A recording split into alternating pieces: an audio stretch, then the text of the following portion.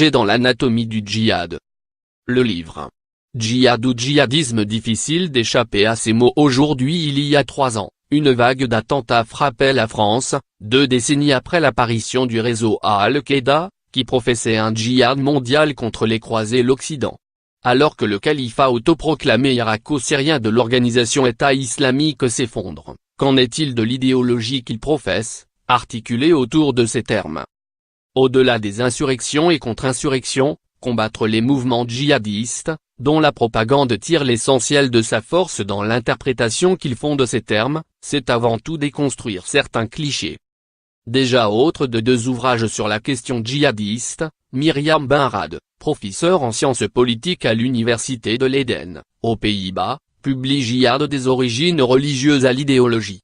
Idée reçue sur une notion controversée.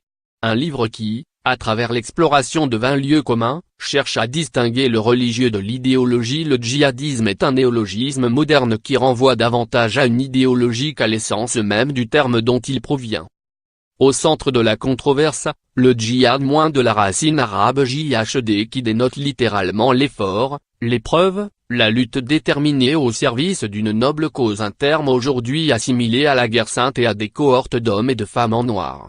Or ce djihad-là serait avant tout le fruit d'un dévoiement du lexique religieux par les idéologues de la mouvance djihadiste eux-mêmes. L'autre s'emploie donc à retracer dans la première partie de l'ouvrage l'histoire du djihad, un terme polysémique. Des siècles durant, l'interprétation est flottante, entre djihad majeur et djihad mineur. Le premier, qui évoque la lutte intérieure de tout croyant musulman contre ses